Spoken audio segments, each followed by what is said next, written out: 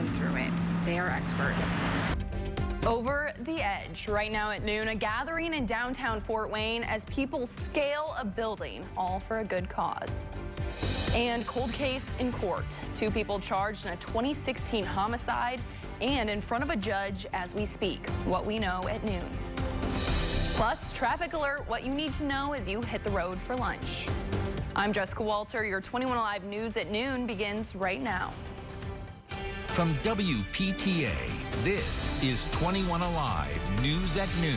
Thanks so much for being here with us this noon hour. We begin this afternoon with a live look over Fort Wayne, and it looks like you can see a raindrop on that tower cam. Caleb, I don't mean to look behind us. I know we're supposed to look ahead, but I will say that this morning and yesterday were very cozy, rainy fall days. It very much felt like fall, didn't it? Yes, this morning especially. In the pitter-patter of the rain, we have skylights at our house, so you can hear the rain a little bit more. It's just there's that soothing sound, a rumble of thunder in the distance for some spots. I took the best nap, I think, of my life yesterday. I love a good nap. Hoping for another one today. Yeah, today will be pretty much like yesterday as well. We'll see some rain showers, but it's not going to be a washout, so that's the good news if you have outdoor plans. But the rain will be a little bit hit and miss, so you want to keep the umbrellas on hand.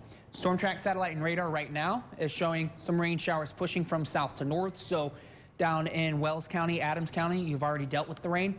But here in the Summit City, we're just starting to see those rain showers push into our area, which yesterday we saw quite a bit in only a few spots. Southwest Fort Wayne, nearly 2 inches of rain yesterday. You were one of the spots that got caught under one of those thunderstorms. But for a lot of places, it was closer to that 1/4 inch, 1/2 inch mark, which we're going to add more rain to that today. Here's Jessica Walter on her phone, apparently.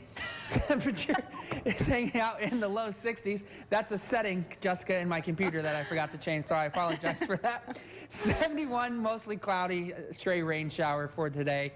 It'll be a little bit more widespread for your lunchtime and a little bit more hit and miss this afternoon. Don't worry, Jessica, I'll change that setting here in just a second. On our radar for the next 7 days, we're going to continue to track the rain showers and briefly cooler temperatures before warm weather returns. So rejoice, summer fans. It's going to return. I'll have details in your first alert forecast here in a bit. All right, Caleb, thanks. Well, here's a look at what's happening right now in 21 country. We have a couple of 21Alive traffic alerts to pass along. You may remember some lane restrictions we told you about on Jefferson Boulevard happening between Ewing and Harrison Streets. That was supposed to wrap up today, but they now tell us work should wrap up by October 6th. And another traffic update, the closure of a lane on Wells Street has now been upgraded to a complete road closure. City leaders say this is needed to keep AEP workers safe as they're installing underground power lines, and there will be a marked detour using Lima Road and Fernhill Avenue, and this closure should wrap up by October 16th. United Way of Allen County is reaching new heights with their annual Over the Edge fundraiser. Participants get the chance to raise money by rappelling down 10 stories of the building you see right there on your screen. That's Heller Homes downtown. The money will go towards educational opportunities, housing stability, food security, and access to mental health resources. Organizers say if you're looking to get involved, time is running out. We do have some spots available. They need to act pretty quickly so we can get all the, things that need to be done first, and that $500 fundraising. This is the 3rd year for the event, and organizers tell us a couple of Fort Wayne mascots will also be scaling the building as well. It's happening all at the Heller Homes building until 5 today. Happening now in the courts, the Fort Wayne man accused in the shooting death of his girlfriend is in for the initial hearing today. The man you see here, Corby Lee, is charged with murder. Last Tuesday, police were called to his home on Fox Avenue where they found the body of a woman who'd been shot. Court documents say Lee told police he was high on meth, got in a fight with her, and shot her. Gregory Robinson and Priya Witt were arrested last week in connection to a 2016 cold case. They'll be in court today. On October 19th of 2016, police were called to 2 separate homes for death investigations. They found the body of Jamie Klein in a home off Hartzell Road and the body of Anton Moore in a home off of Fairfield Avenue. Both of their deaths were ruled a homicide. New Haven police say they later found out Jamie and Anton had been in a relationship, and that, along with other information, led them to arrest Robinson and Witt. The family of a woman who was killed along with her 3 children on Gay Street 2 years ago is launching a foundation in her honor. The purpose is to spread awareness about domestic violence while remembering Sarah Zent and her children Aubrey, Ashton, and Carter. We understand they're selling t-shirts, tumblers, and more to raise money for the Indiana Coalition Against Domestic Violence. They'll also get proceeds from tickets sold at a Comets game coming up on November 10th. There's absolutely nothing that we can do that's going to make the wrong that was done to us any better, but maybe we can make it better for somebody else by getting them out or, you know, helping them find their way or whatever we need to do. But we're trying the best we can to turn that huge negative that we felt into a positive. So that even on the darkest... If you want to donate to the foundation, we have the details on how you can do that on our website, 21alivenews.com. Continuing our coverage of the Delphi murders case, prosecutors are filing a motion filed by Richard Allen's attorneys to allow cameras in the courtroom. Prosecutors say allowing cameras would let the defense team to grandstand on camera. They say 15-second video clips could give an inaccurate impression of the justice system. Until recently, Indiana banned all cameras from being used in court. His trial is set to begin in January. We learned earlier this week Dana Incorporated has laid off 240 of its workers. Company leaders say the UAW strike is to blame. Dana makes axles and other parts for the big three automakers, Stellantis, Ford, and General Motors. Greg Martin with the United Steelworkers Local 903 says he wants to make sure his coworkers are taken care of during this difficult time. Everybody's concerned and stuff. You know, when you're laid off and stuff and you're used to getting paid every week and stuff, it's always been a big concern and stuff. But we're always telling them we'll keep them informed on what's going on and make sure that they understand, you know, what the purpose is. Martin also added he hopes the deal happens soon. Fort Wayne Mayor Tom Henry's 2024 budget was officially introduced to Fort Wayne City Council. The new budget promises 500 new police officers and neighborhood infrastructure projects costing anywhere from $3 to $33 million. City Councilman Jeff Paddock is the chair of the Finance Committee and says it's also important to plan ahead for any unexpected expenses. It's important that we invest in our infrastructure, and it's important we have a strong police department, fire department, and do the other services that we need to do, but also to plan ahead for a rainy day. Paddock says city council members will review and discuss the mayor's budget. The council is set to vote on the proposal on October 24th. Looking ahead in 21 countries, some construction happening downtown may impact your commute tomorrow. There will be some lane restrictions on Calhoun Street between Rudisill Boulevard and West Foster Parkway.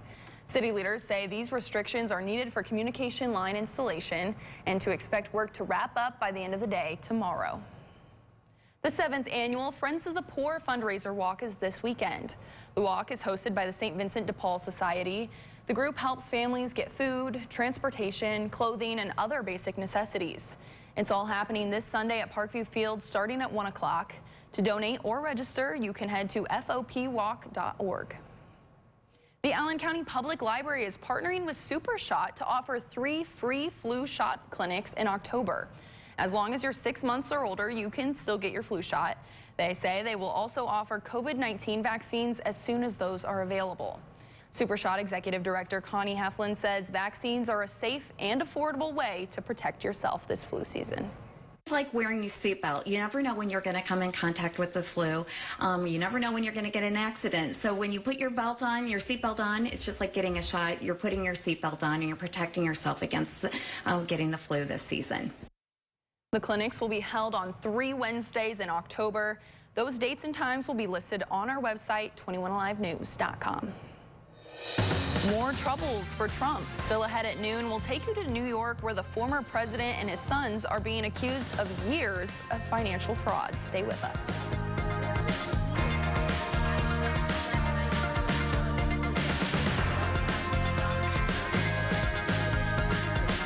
Closed captioning on ABC 21 is made possible by D.O. McComb & Sons.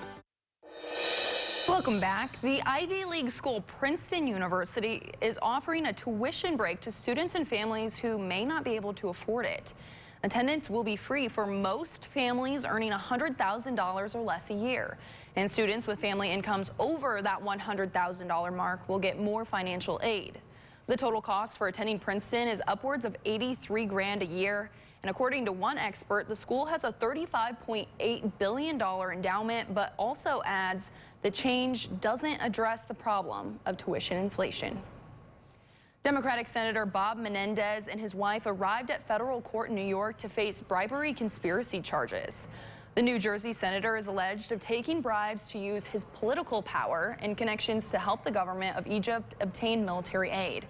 He's also accused of pressuring a state prosecutor investigating a New Jersey businessman and attempting to influence the federal prosecution of a co-defendant. He faces 3 counts. Prosecutors allege it was Menendez's wife Nadine who set up meetings with Egyptian officials asking for military sales and financing.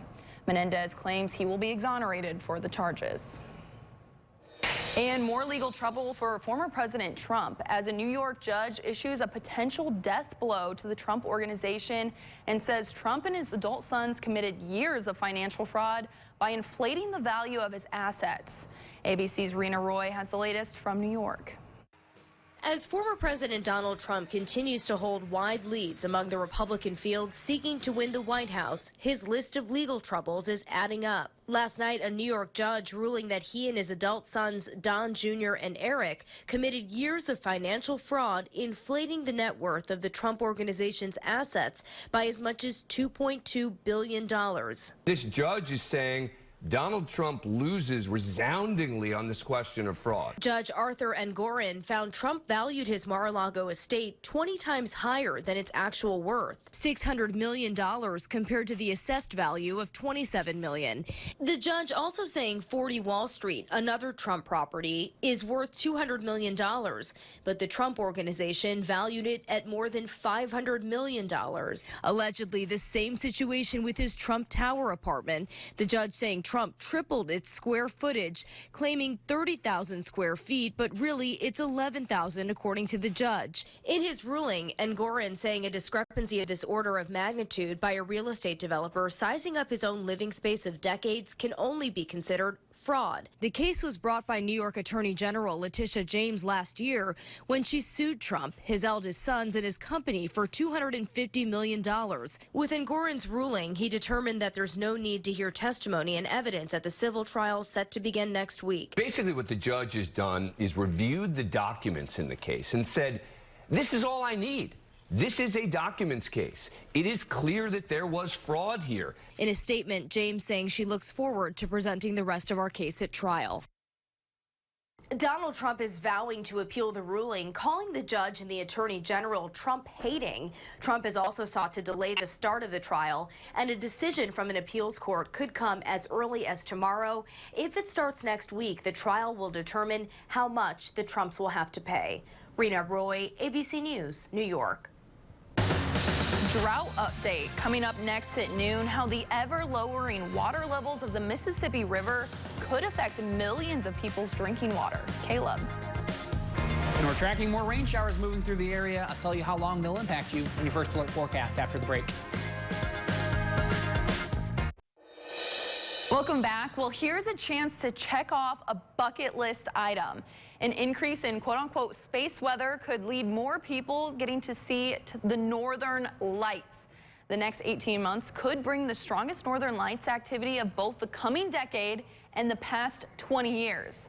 This means people can see the lights more often and in more places. So right now, your best chance at seeing them is near the north and the south poles. That's because of the Earth's magnetic field is the weakest there. But just this week, they were spotted in Wisconsin and Minnesota. This is definitely, Caleb, one of my, I think probably my top bucket list thing. So my 2 friends from Now, grad your 21Alive first alert. they were incidentally at Pictured Rock in northern Michigan, in the UP of Michigan, and the northern lights were just blaring. They got lucky, and you know what?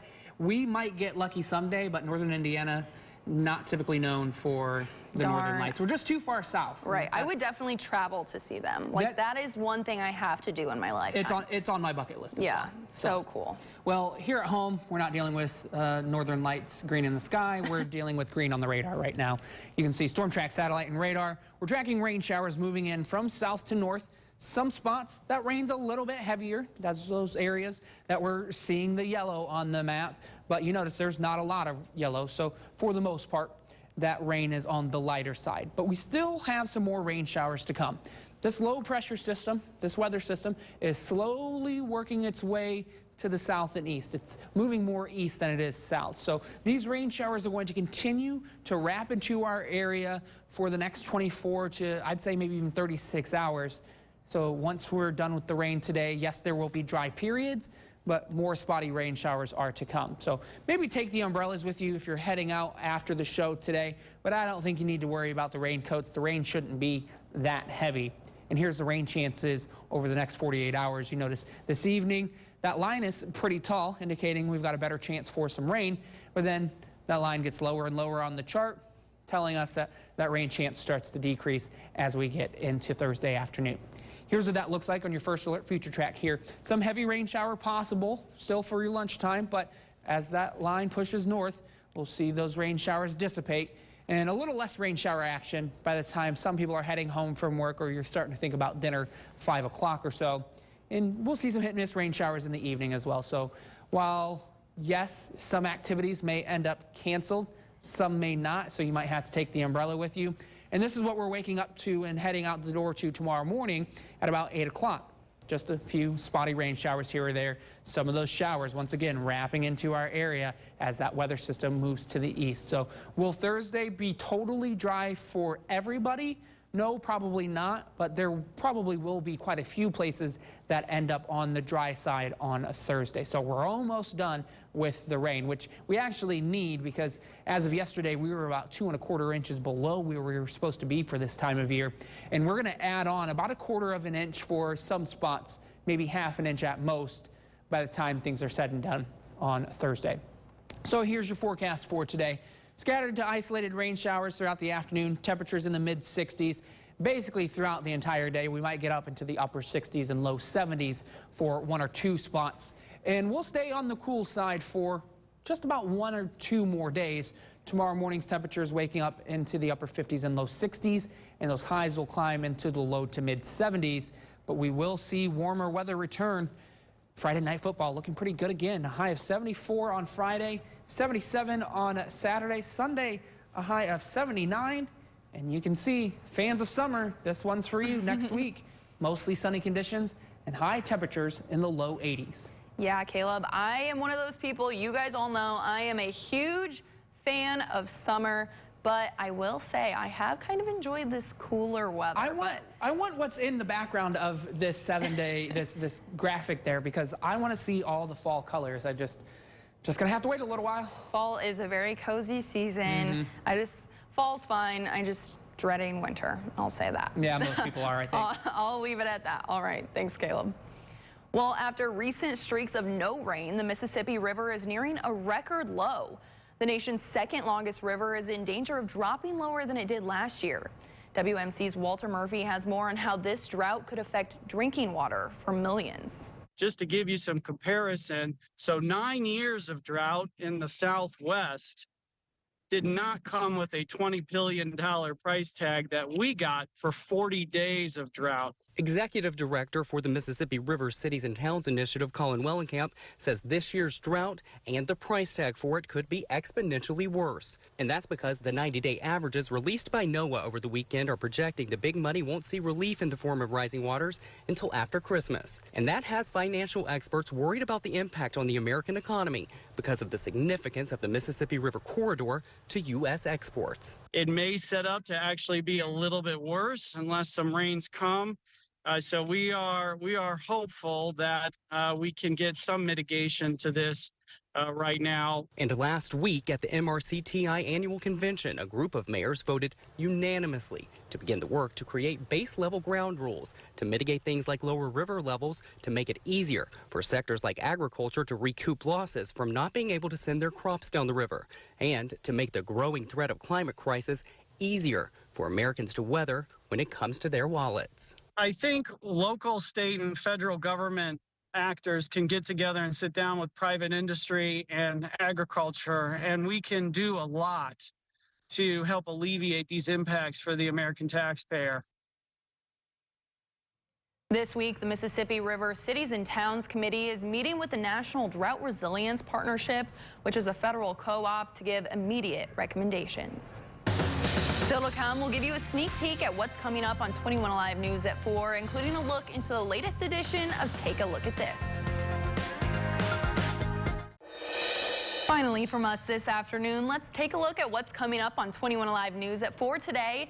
A high-flying rescue not a moment too soon unfolds in the shadow of one of America's most famous landmarks. Plus, another edition of Walk in the Park is headed your way today. Learn all about Featherfest with officials from Fort Wayne Parks and Recreation. And the question, to buy or to build, that's the question a lot of people are sorting out as they wait out the current real estate market. But in this Watching Your Wallet, you'll hear from a real estate investing expert about the pros and the cons of building a new home. Those stories and more coming up today on 21Alive News at 4. Lots of stuff there, but we have to get one last check of the weather here today. It sounds like it's going to be a little bit of a dreary afternoon. Yeah, we're tracking some scattered rain showers for today, so this evening may or may not be the best time to go out to the DeKalb County Free Fall Fair, but good news for you, that continues through the week and into the weekend as well. And that's when we'll see improving conditions. Thursday, maybe a few spotty showers left. Friday, a mix of sun and clouds. We should stay dry that day with highs in the mid-70s and return to the mid to upper 70s for those highs and mostly sunny conditions for the weekend. See, we went from saying bring your sunscreen and your water bottles to now saying bring your rain boots and your umbrellas. It's Indiana. Unfortunately. All right, thanks so much for being here with us. We'll see you here at 4.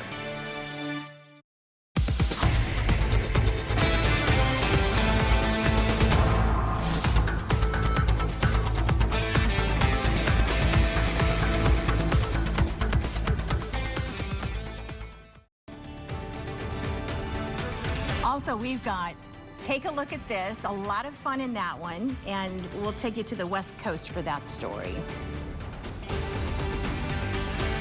And to buy or build, that's the question. Hear from a real estate investing expert about the pros and cons of building a new home in Watching Your Wallet.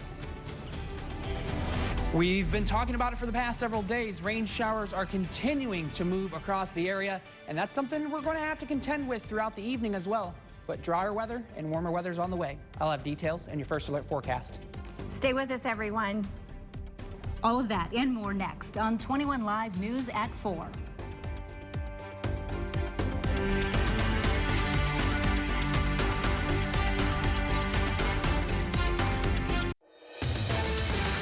On 21Alive News at 4, the latest on a 2016 double murder in Allen County and new charges filed in the case just today.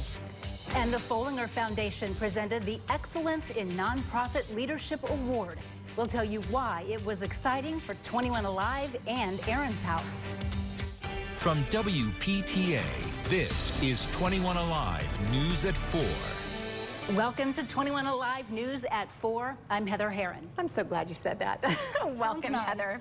Hi, everybody. I'm Linda Jackson. We have a new member to our team, a dear friend. So happy you're here. I'm glad to be here today. Happy to have you for sure. She's going to join us here at 4, 5, and 6 each and every afternoon and evening. And we want to thank you so much for joining us for your only local news at this hour, everyone. Let's get started with your top 4 headlines at 4.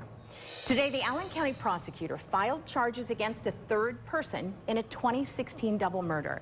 Reginald Gant is wanted on 2 murder charges. Court papers show police tied him to the deaths of Anton Moore and Jamie Klein. The video you're looking at right now is from Fairfield Avenue, where police found Moore's body. Last week, New Haven police arrested 2 other people believed to be involved with the murders. In Adams County, 3 people are facing drug-related charges. Yesterday afternoon, police went to a home on County Road 300 East in Decatur to serve an arrest warrant for 28-year-old Kane Vaughn on a probation violation. Officers say Vaughn took off in a car and led police on a chase that eventually ended in Monroeville, and he was taken into custody. Later, police searched the home and found drugs and guns. Mackenzie Van Loo of Rochester and Bernardo Garcia of Decatur were then arrested. A traffic alert to tell you about. Officials say the I-69 off-ramp to Illinois Road will temporarily close. The work is expected to begin a week from today, and we're told crews will be doing concrete and joint repair work there. That closure is expected to last through October 13th. And 21Alive is proud to announce Linda Jackson was honored this afternoon for her work with a local nonprofit organization. During the Follinger Foundation's annual awards banquet, organizers presented her with the Excellence in Nonprofit Leadership Award for her work as board chair at Herron's House for Grieving Children. Herron's House will receive a $25,000 grant. Congratulations. Now, your 21Alive First Alert forecast. Thank you so much, Heather. I appreciate that. Congrats. And we're taking a live look at downtown Fort Wayne now. It's not Gotham City, we promise. This is one of our many Skyview Network cameras. And it's been a good day because we've needed the rain. We have gloomy, but that's okay. Yeah.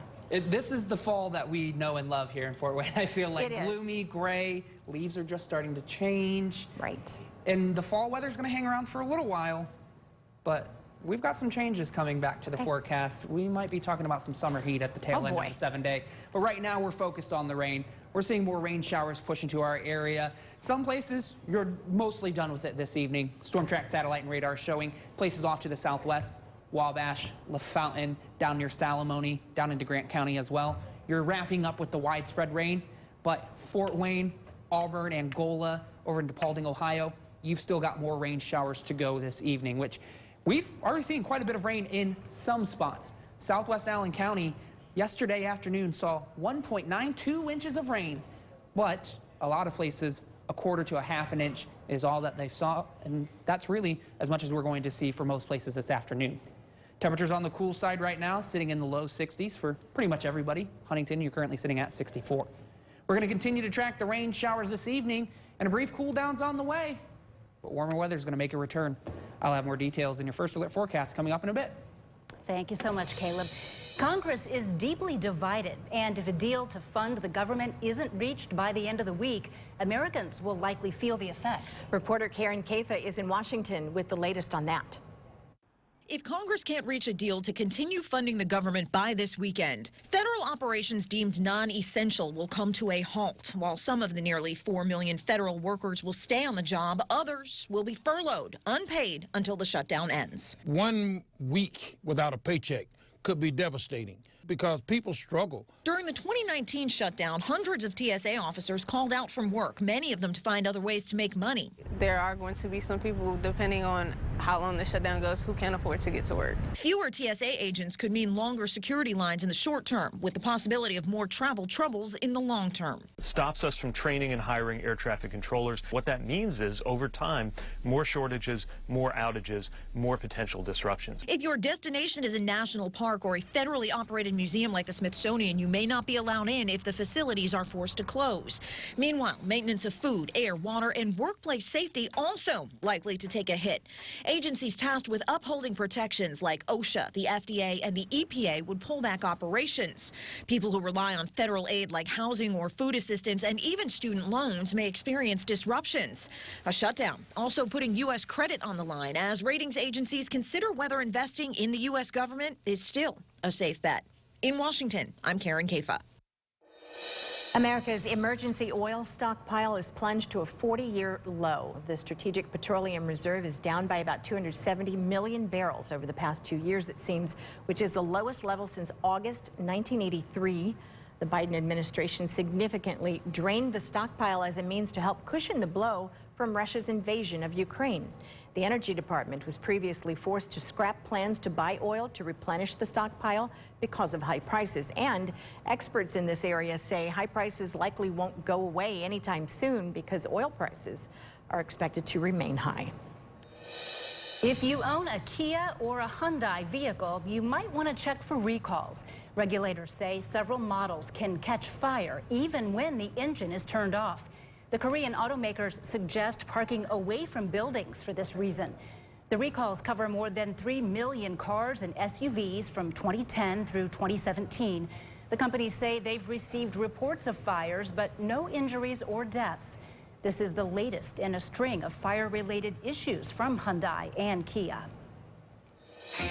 Next on 21 Alive News at 4, more on your full forecast. Plus, our weekly Walk in the Park segment. Don't go away.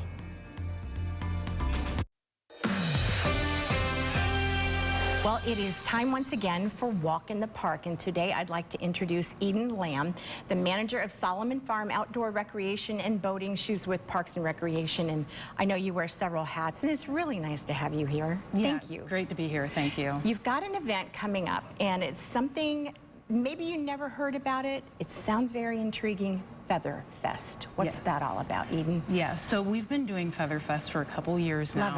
Love it. It actually started, we have naturalists out there, so we do a lot of free hikes and things like that.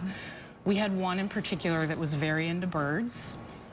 She identified about 70 different bird species out there. Wow. And the following year, we're like, why not celebrate them? So we brought, this is really actually our only festival there. Like I said, we do free hikes and things like that, but this is our only one, and we decided to focus on birds specifically. I have read in the past, because this is a bit of an interest in my past, and when my son was little, I got him a book about Hoosier birds. And Indiana often ranks as one of the top states in the country for bird lovers and bird watchers, yes? I believe that, yes. I believe it too. I definitely believe that. It's actually, it may be kind of considered a sport too. But there's a lot of people that do bird watching and things like that. Think about it, it's relaxing. Yes. You're out on the trail. There's probably not a lot of people around, so it's a great activity to do. Absolutely, all those species, and you can just go, and it's a challenge. Yeah. Searching for them, finding them, checking that off your list. Yeah. When does it take place, and where exactly should people go? So we do try to do this annually, and typically it's in September. The date might change a little bit, but usually we've done September. It's a free event at Lindenwood Nature Preserve, and it happens to be actually this Saturday, and it's from 1 to 4. All right, and where's Lindenwood Nature Preserve located for folks who may not know? I know it's very close to the University of St. Francis. It is, yep, and Lindenwood Cemetery, close to Lindenwood Cemetery. Right across the street? Yes, yeah, so it's 600 Lindenwood Avenue. Got it. And if people go, is there an admission to that? Or actually, no, just a free event. And if you love Lindenwood, I mean, that's another reason why we're putting on the festival. I like to call it a little mini festival. Is just to get people out in nature. We're open year-round there, so if you want to try out winter hiking, there's plenty of resources online to look up how to dress and things like that. But that's also really, really cool to be out in nature in the winter as well. So yes, we stay open all year, and it's just, this event is just a way for people to experience Lindenwood as well. Well, we really appreciate you being here. Feather Fest sounds like a really good event for a lot of people, especially if they've never given bird watching a try. Maybe give it a try, right? Yep. Nice to meet you. Nice to meet you too. Thank you. Really appreciate you being here. Come back. Yes, I know you will. All right. Now, your 21 Alive First Alert forecast. We're continuing to track rain showers pushing from south to north throughout 21 countries. Some places not dealing with the rain at this point. Huntington, Wabash, back off to the southwest. But there's a little bit of heavy rain out there for some, specifically down in Jay County, just to the south of Portland. You see that bright pink spot and a little bit of purple on that map as well. That's indicated rainfall rates of 1.5 to possibly 2 inches of rain per hour. But we know that's not how much is reaching the ground because this cell is moving, but that just gives you an idea of how heavy the rain is in some spots. And we've got a little bit more rain to go. This weather system that's currently in Illinois is tracking slowly to the east. And as it does, this moisture is just going to keep wrapping around into our area over the next 12 to maybe 24 hours. And that's the focus of our rain chance really over the next 3 days, the next 12 to maybe 24 hours. We could see a stray rain shower on Thursday morning into the early afternoon, but we should be mostly done with the precipitation by then. And then as we get into the tail end of the work week, Friday, looking pretty dry. Here's what that looks like on your First Alert Future Track here as we go throughout the evening. See 5 p.m. still dealing with some rain showers, but becoming more hit and miss as we head closer to dinner time, 6, 7 o'clock or so. But there'll still be a few rain showers left. And you can see there's 1 or 2 rain showers left tomorrow morning as you're starting to head off to work, 7, 8 a.m. with maybe a stray sprinkle in the afternoon. So tomorrow, probably one of those days that you put the umbrella in the back seat, but you may or may not need to take it out of the back seat. And you can see dry conditions for your Friday as well. How much rain are we talking here? Well, you see that there is some dry patches mixed in with these colors of green and blue.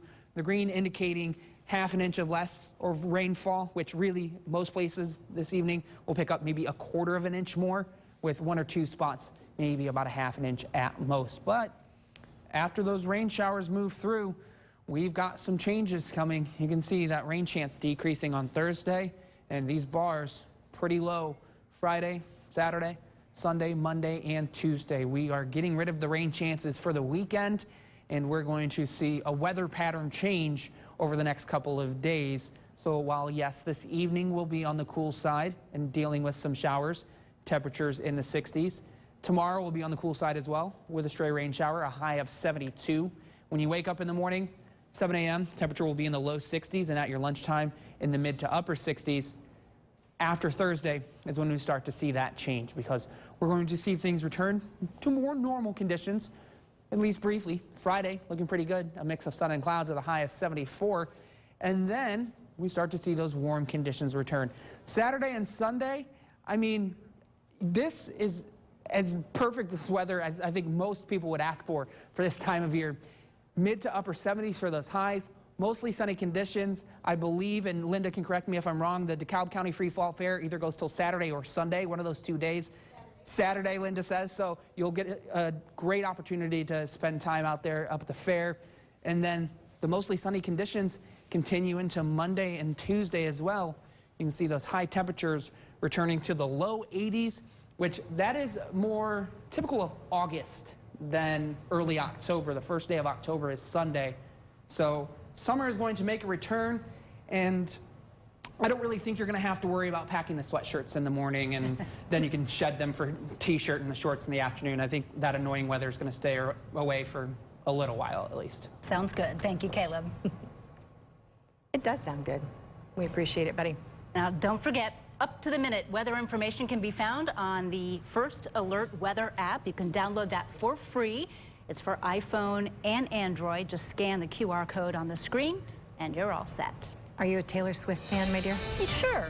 Okay, well, next on 21Alive News at 4, the big question, is she in that popcorn cart? Is she? People are debating whether Taylor Swift crammed herself into one to avoid being mobbed by fans. And she has a new love interest, and guess who? CNN's Jeannie Mose has that story.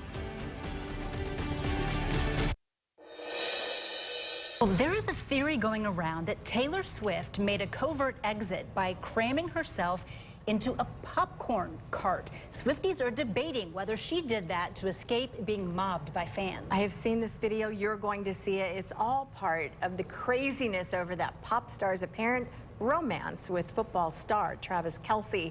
CNN's Jeannie Mose reports. Can you imagine Taylor Swift trying to avoid getting mobbed by hiding in a box? Was Taylor Swift carted out of the Kansas City Chiefs game last night in a popcorn machine? Some Swifties think so. She's in there like her cleaning supply. This video captured the moment outside the VIP box seats where Taylor cheered on her new VIP, Kansas City Chiefs tight end Travis Kelce. Later, they were photographed leaving together, but the popcorn cart was earlier.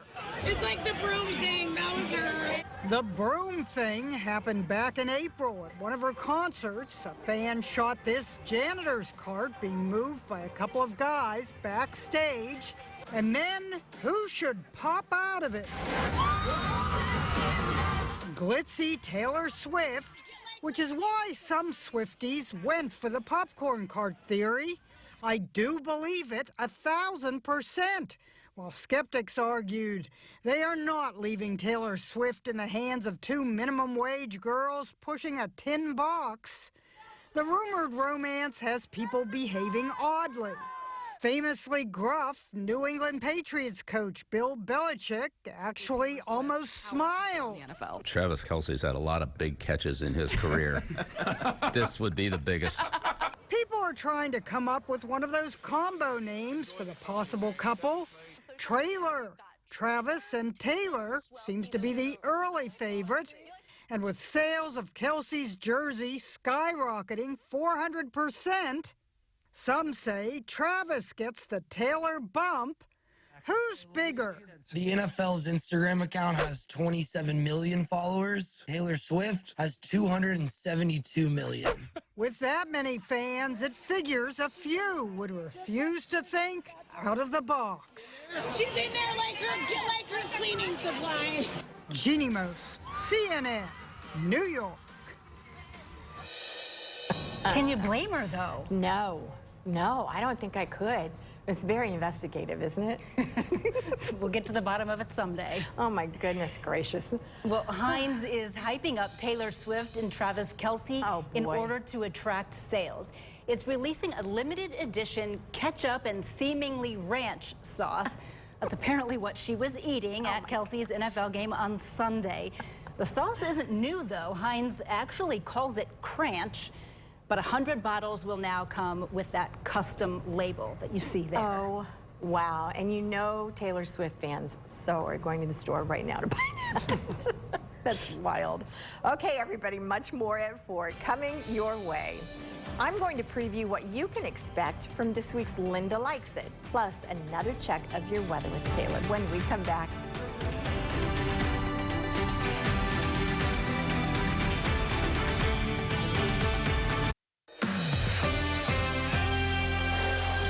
Have you heard of the Fort Wayne Artists Guild? It's been around for more than 6 decades. And it's a nonprofit. According to its website, founders created it to promote interest in the fine arts, to further members' artistic knowledge, and to encourage fellowship among members of the Guild and the arts community. It's also a member of the Indiana Arts Commission and of Arts United in Fort Wayne.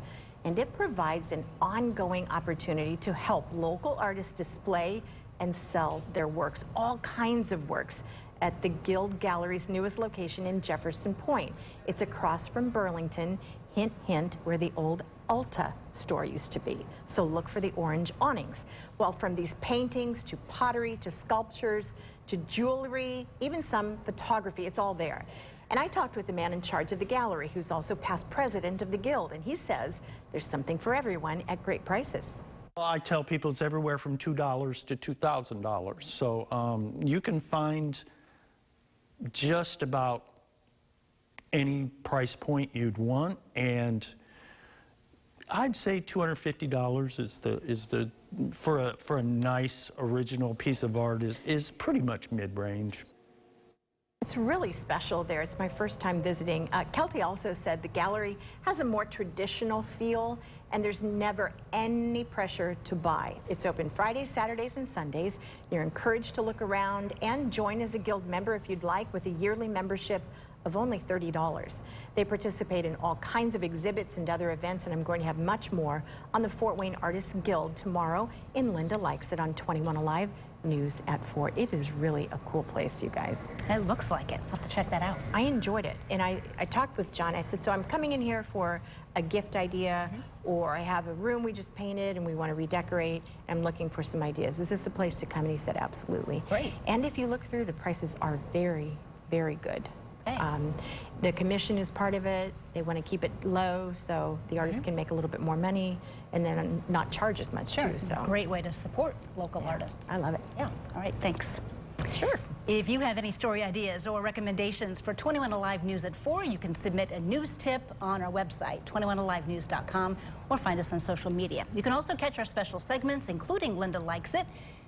Just click on the special segments tab on our website. Did I skip over weather, you guys? I think perhaps. Did I? And I wouldn't know better. I'm the new girl, so no, it's all my fault. See, I did. You'll make it back to me sometime, right? I'll get used to this someday.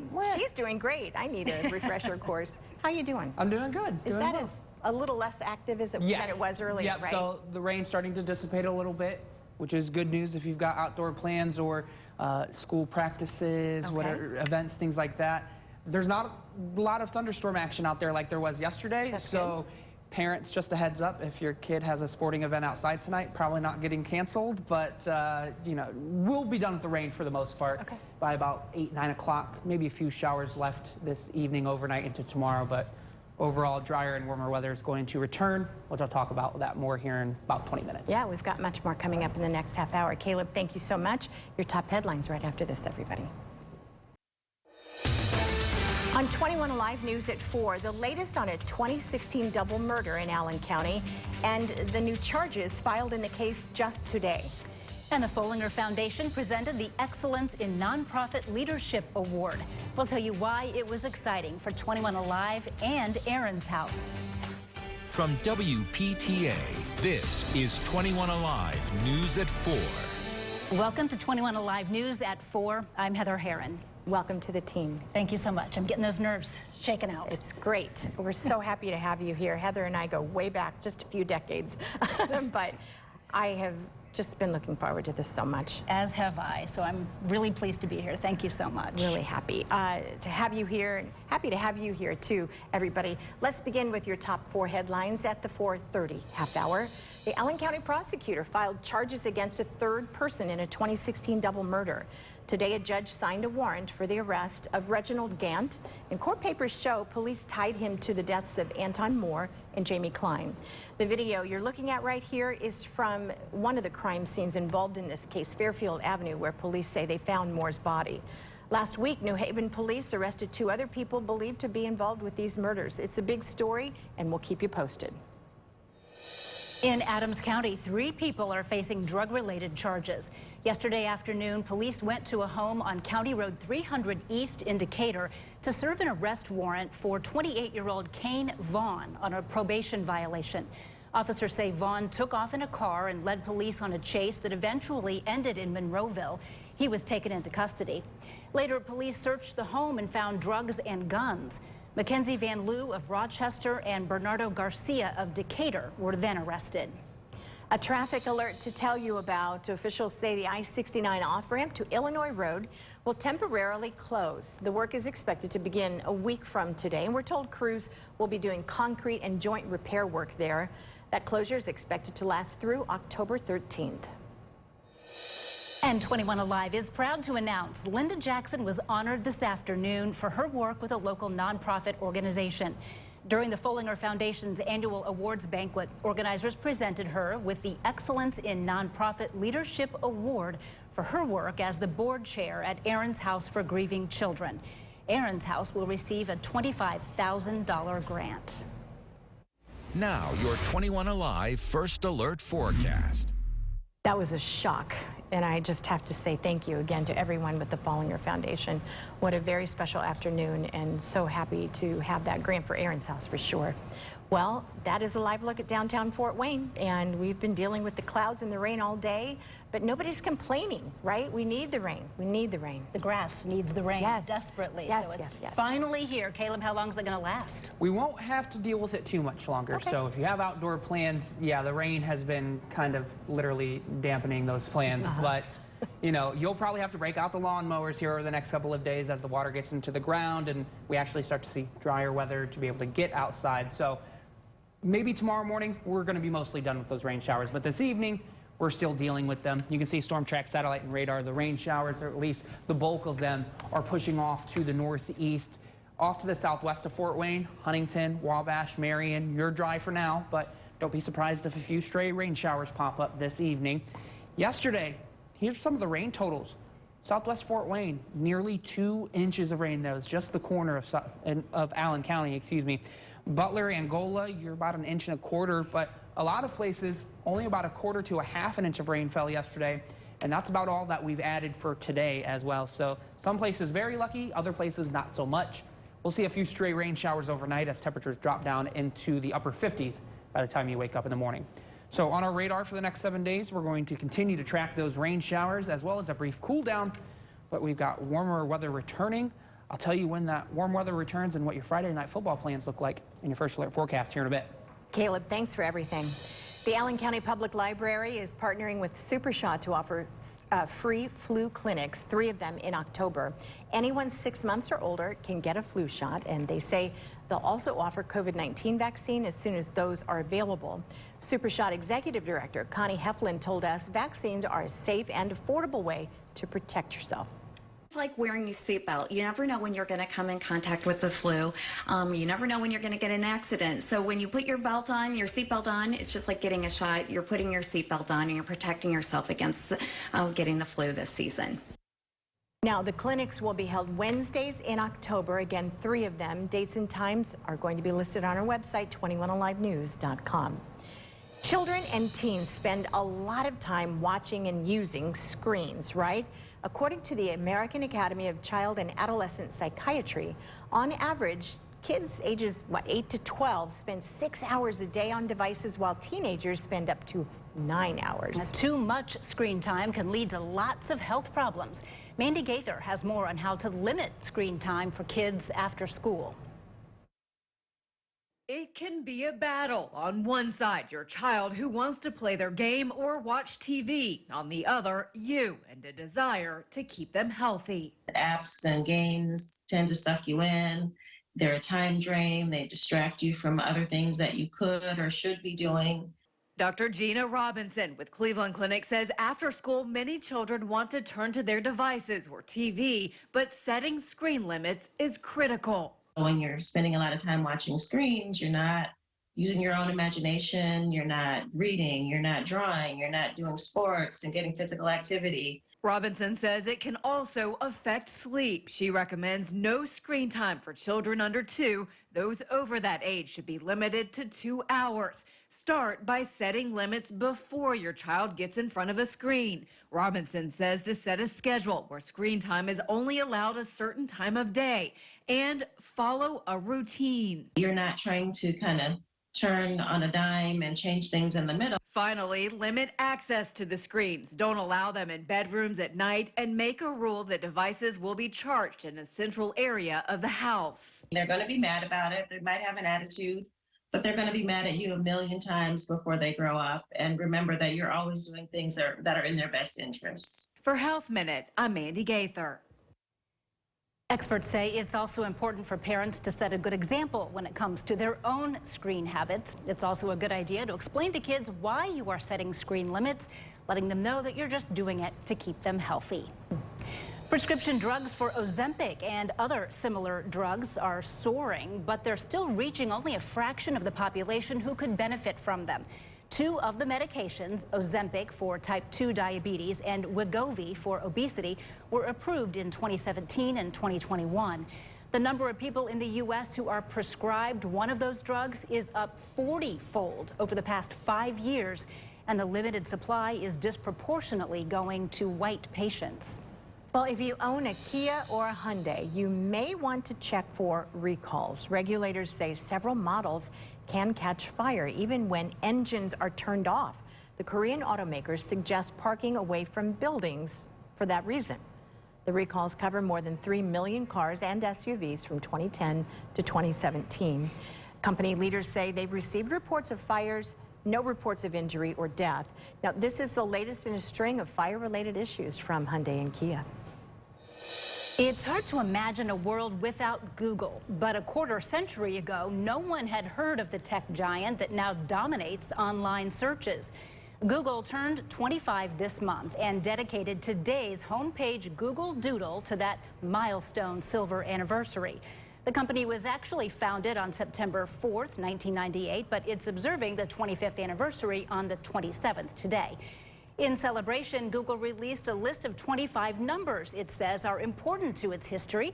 And we're not going to list them all, but one of the highlights is a Google that is actually a number. It's a 1 with 100 zeros, and it was the inspiration for Google's name. I got it. All right. Well, next on 21 Alive, news at 4, another cloudy, rainy day, and really no one's complaining. But you might be asking when we'll see some sunshine next. Caleb will let us know right after the break. A high-flying rescue happened not a moment too soon and unfolded in the shadow of one of America's most famous landmarks. Yeah, it is an amazing story from the West Coast. Jeremy Roth has today's Take a Look at This. Take a look at a harrowing air rescue that took place near San Francisco's Golden Gate Bridge. CHP Air Rescue Operations took flight after an elderly man reportedly fell roughly 90 feet from a cliff overlooking the Golden Gate waterway. The man was able to make a call for help from his cell phone, which helped lead rescuers to his position on the rocky hillside. A technician was lowered in and hoisted the man from the hard-to-reach terrain. He was transferred and treated for injuries thanks to this helping hand from above. From a rescue near one tourist trap to a free-falling flyby of another. After piloting a paraglider nearly 2,000 feet above a gorge, German base jumper and skydiver Max Minot dropped into a spectacular Red Bull-sponsored wingsuit flight and buzzed by the majestic Neuschwanstein Castle, a fairy tale fortress in the Bavarian Alps. The view was to die for, but don't worry, Minot landed safely, saying he was pleased to enjoy the landmark from a whole new perspective. Finally, from a far-out flyby to fly in the coop. Come on, now get on, get now. That's what led Arkansas rookie cop Nathan Swindle on his first hot pursuit, in which an escaped chicken evaded him for nearly 5 hilarious minutes. Swindle seemed to get a kick out of the exercise, but when the Bolton bird darted under a car, the officer cried foul. Oh, bro, no. He eventually nabbed his suspect and got a new nickname for his troubles. My nickname's been Rooster since Sunday. Hey, at least he can cross country fried chicken chase off his bucket list. For Take a Look at This, I'm Jeremy Roth. Now, your 21Alive First Alert for I'm not even going to add any chicken puns to that. That's a great story. Well, you can see Storm Track satellite and radar. We're tracking some light rain showers to the north of Fort Wayne, a little bit heavier off to the south.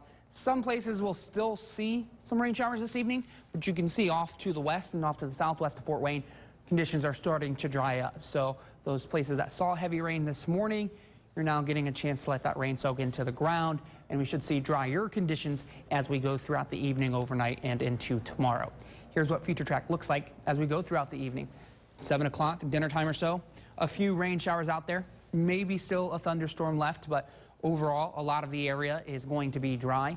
Similar situation for your overnight and Thursday morning as well. We'll deal with a lot of cloud cover in the morning, but as we get rid of those rain showers, at least for the most part, outside of a stray sprinkle here or there in the afternoon, we'll start to see that sunshine return, and we'll see plenty of sunshine as we end the work week. Sending the kids off to the bus stop in the morning, an umbrella may be a good idea. You may not need it, but just in case, temperatures at that time, around 7 a.m., will be in the low 60s. And we'll climb into the upper 60s and low 70s once kids are heading home from school about 3 or 4 o'clock. And like I mentioned before, we should be mostly done with the rain and starting to see a bit of sunshine. Those temperatures, low 70s, that's about where we're supposed to be for this time of year. Typically, the first day of October, we see a high of 70. However, things are going to trend the other way. We've got high pressure that's currently off to the west. That's where that heat is trapped. Well, that high pressure is going to start to move our way. You can see that big hill in the atmospheric flow there. That's going to bring in all of that heat, and it's going to bring in drier conditions for the rest of the next 7 days. So in terms of the temperature difference, we're going from cold to warm pretty quickly. You can see the red overspreading the area. By about the weekend, we're talking temperatures to 5 to 10, maybe some spots a little bit closer to 15 degrees above average as we get into next week. What does that mean for your Friday night football? Well, it looks like it's going to be another gorgeous week. We get rid of the rain. We see warmer temperatures. The signature matchup this week, Battle of the Bishops. Bishop Dwenger is at Bishop Luers, 7 p.m. kickoff. Temperature at that time will be in the upper 60s, and by halftime, we'll be in the mid-60s. Just note that sunset time, though, 7:26 p.m., so darkness is setting in a little bit earlier, so Friday may be a night you take a sweatshirt or a blanket with you just in case you get a little bit chilly as we get to the fourth quarter of those football games. Here's your first alert extended forecast one more time. Friday, high temperature in the afternoon will be in the mid-70s. Pretty close to where we're supposed to be for this time of year. Typically, we see a high of 74. Saturday, 77. Sunday, 79. Mostly sunny conditions, and mostly sunny conditions are going to last into Monday and Tuesday as well. That's when that high pressure and that heat's really going to start to build in. We're tracking highs in the low 80s for Monday, Tuesday, and even into Wednesday as well. Wednesday, we could see a few more clouds, and the overall pattern over the next really 14 days is drier than average and warmer than average. So hopefully a lot of places saw the much needed rain. We know they didn't. And tomorrow, the updated drought monitor is going to come out. It's going to look worse than what we would expect because yesterday and today's rain didn't go into that. Okay. That data cutoff is at 8 a.m. on Tuesday morning. But next week's drought monitor, I expect will improve, even though we've got dry conditions that's going to last, it looks like, until next Thursday. So we'll eventually see the benefits of the rain we've seen the last couple days. Yeah, eventually, but it looks like it's probably going to take a little while. All right. Thank you, Caleb. Thanks, Caleb. Don't forget, for up-to-the-minute weather information, download the First Alert Weather app. It is free for iPhone and Android. Just scan the QR code on your screen, and you're all set. Still to come on 21Alive News at 4, to buy or build. Hear from a real estate investing expert about the pros and cons right now of building a new home. Don't miss watching your wallet.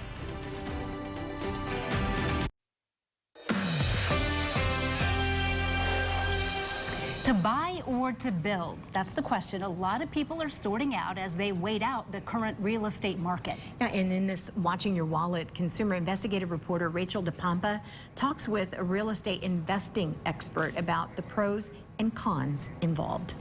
The real estate market is tough right now, whether you're looking to buy or wanting to build and customize a new home. If you're building a home that may take 6, 7, or 8 months to finish, then Brad Smotherman, a real estate investor out of Nashville, says you're running a lot of interest rate risk because you might think the rate is going to be one thing, but it could go up or down as the home is built. Another thing to consider is the overall cost. It's always cheaper to buy existing than it is to build. There's a lot of supply chain issues and labor shortage issues in home building right now, so that could also cause delays. Also, it's important to know the property taxes you owe when a new house is finished are generally going to be higher than if you're buying an existing home on the market. And Smotherman says if you decide to have a home built, pay attention to the costs as the project is underway.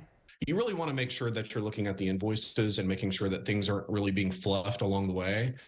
Or some home builders take on the risk of pricing and they have a set price in the contract that says, hey, any risk of cost overages are my issue, not yours. He also says in most places around the country, it's still a seller's market. So if you are going to buy, make sure you have a pre-approval letter for how much of a loan you qualify for before you begin making offers. He says you also want to be able to move quickly if you find your dream home. With this Watching Your Wallet, I'm Rachel DePompa. When we come back on 21Alive News at 4, when will the rain move out and make way for some sunshine? Caleb lets us know when we come back. News brought to you by Team Green Law. Well, finally at 4, got chocolate milk? Today is National Chocolate Milk Day.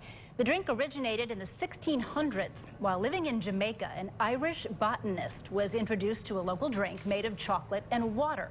He found it to be too bitter, so he added the milk for taste. And the new drink was a hit. He then brought his discovery back to Europe and touted its health benefits. Chocolate milk has several nutrients, including calcium, protein, and vitamin D. And the chocolate, my favorite part. Hey, the world is getting its first look at these sweetie pies, new cheetah cubs at the Smithsonian's National Zoo. The 5 cubs born earlier this month at the Zoo's Biology Institute in Front Royal, Virginia, can now be seen via live webcam on the National Zoo's website. The September 12th litter was the second for the cubs' 8-year-old adult mom, Echo. Staff confirmed that 3 male cubs and 2 females survived the birth, and the cubs may be out of view on the webcam at certain times as Echo may move them out of the den and around her habitat. She is mama cat, by the way, so she's got the final say, I think. Absolutely. All right, let's check in with Caleb one last time. We'll have to deal with those rain showers for just a bit longer this evening, and they'll linger into overnight and tomorrow morning, but as we get to closer to the afternoon tomorrow, we should be mostly done with the rain. but it's a pretty soggy evening out there. So some spots, yes, you're done with the rain for now, but you may want to take the umbrella with you just in case, because we'll have a few more scattered rain showers push through after the main round is moving through right now. But you may not need those umbrellas, so that's the good news. And Chief Meteorologist Matt Leach is going to have much more on the warm-up that's on the way coming up on the news at 5. Thank you, Caleb. Coming up on 21Alive News at 5, a downtown property just hit the market, and it has a hefty price tag. Hefty is an understatement. Amelia Miles will give us a peek inside that and much more in just moments. But we want to say welcome again. Thank you so much. Good to be here. Thank you for being with us. We'll see you at 5.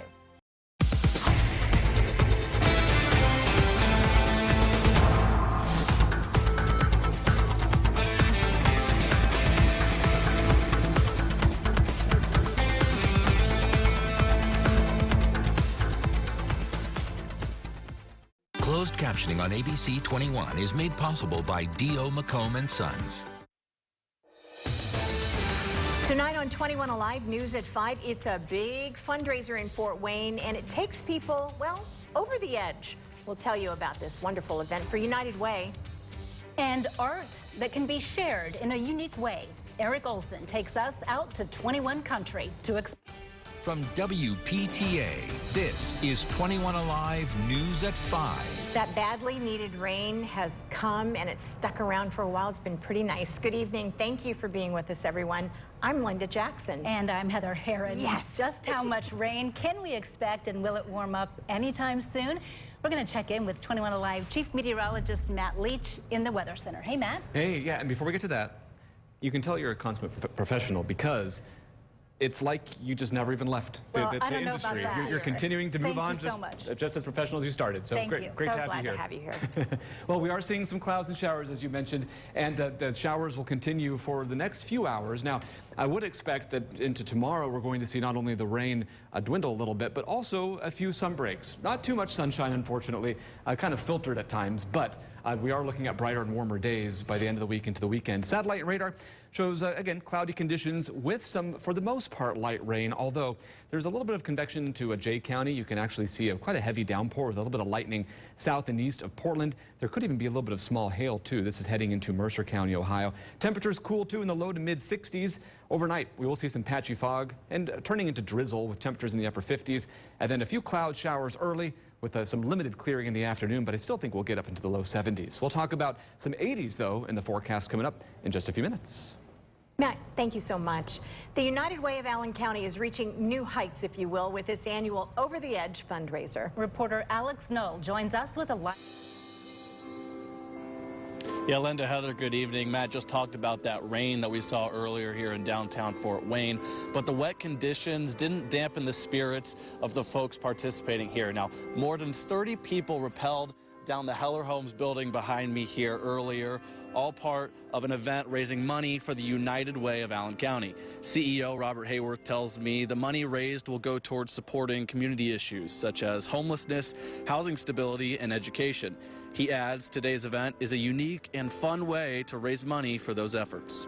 And you're rappelling usually for a couple of reasons. One, maybe some sort of personal challenge, something that maybe that you want to celebrate, a phobia that you want to get over, which was for me, but all in the name of a good cause. And that's the next reason, to help United Way meet some of the challenges that we face here in Allen County and Northeast Indiana.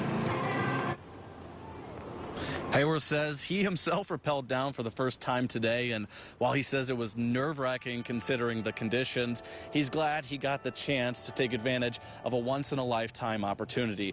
Now, I spoke to others who participated in today's Over the Edge event, and I'll tell you more about their leap of faith in my full report tonight at 11. Guys? All right. Thank you, Alex. Well, we've got other news for you tonight. A third person is now facing murder charges in the 2016 killings of 2 people. Today, the Allen County Prosecutor's Office filed charges against Reginald Gant. Last week, police also arrested Gregory Robinson and Priya Witt in connection with the case. Taylor Williams joins us now with more. These court documents say just last month, a witness came forward with new information on the cold case. The video you are seeing is from Fairfield Avenue, where police found the body of Antoine Moore back in 2016. His girlfriend, Jamie Klein, was found dead the same day in her New Haven home. Today's court filings show police tied Gant to the case using DNA evidence and witnesses. Gant is accused of shooting Moore in the back of the head inside a car. He is also accused of helping stab Jamie Klein to death inside of her home. Gant is already serving time for a federal drug conviction. As of now, a court date has not been set for him. Taylor Williams, 21Alive News. Thank you, Taylor. The manhunt for a suspected killer accidentally released from an Indianapolis jail has come to an end. In a Facebook post, the Marion County Sheriff's Office said the U.S. Marshal captured Kevin Mason this afternoon in Minnesota. Mason was mistakenly released from a detention center on September 13th, just 2 days after he was arrested. The release was blamed on a faulty records review by jail staff. So far, no details of the capture have been released. In the post, the Marion County Sheriff's Office thanked the USMS for concluding the manhunt safely. In Adams County, 3 people face drug-related charges after police served a search warrant on a home in rural Adams County yesterday. Initially, Indiana State Police, along with officers from Fort Wayne, went to a home along County Road 300 East in Decatur to serve an arrest warrant for 28-year-old Kane Vaughn on a probation violation. When they arrived, they say Vaughn took off in a car and led officers on a pursuit that ended in Monroeville, where he was taken into custody. Police later said they searched the home, finding drugs and guns. Mackenzie Van Loo of Rochester and Bernardo Garcia of Decatur were arrested. Well, what began as a police pursuit ended in the death of 3 people after police called off that chase. A little after 9:30 last night, Indiana State Police tried to pull over the driver of a Dodge Challenger, who they say was driving recklessly in Indianapolis. Police say that driver took off, leading them on a 12-minute pursuit. Eventually, that chase was called off. A short time later, police say the Challenger was involved in a crash with another car. They also say the driver of the other car and 2 in the Challenger died. The driver of the Challenger had minor injuries and tonight faces criminal charges. A former Bishop Luers teacher charged with 4 counts of child seduction will learn his punishment tomorrow. Jordan Miller pleaded guilty to the charges and will appear in front of a judge tomorrow. He's accused of having inappropriate relationships with students while teaching at the high school. He was fired in 2018. Looking ahead now, you might say another day, another construction project to fill you in on. The off-ramp from northbound I-69 to State Road 14, Illinois Road in Fort Wayne, will be closed temporarily beginning October 4th. Crews will be making concrete and joint repairs, and that closure is expected to last until October 13th. Well, congratulations are in order tonight to my co-anchor, Linda Jackson. Linda is the board chair of Herron's House for Grieving Children, and today the Follinger Foundation gave her the 2023 David Bobelia Excellence in Nonprofit Leadership Award. It was established in honor of former Follinger Foundation board member and community leader David Bobelia. It recognizes the importance of individual board members in nonprofit organizations. It's designed to honor people who serve as volunteers at these organizations and then give the award to the one that we think is the most outstanding. Obviously, it's a tough selection because they're all very good, but we're just happy to highlight these folks and to honor them for the work they do in the community. Herron's House, because Linda won, will receive a $25,000 operating grant. Congratulations once again. Thank you so much, Heather. Exciting. It was such a special day, and I'm so proud of the work that's done at Herron's House, and I'm so honored to have been in that room with all those amazing, amazing community leaders. Next on 21Alive News at 5, a downtown property just hit the market, and it has a hefty price tag. Our Amelia Miles gives us a peek inside after this.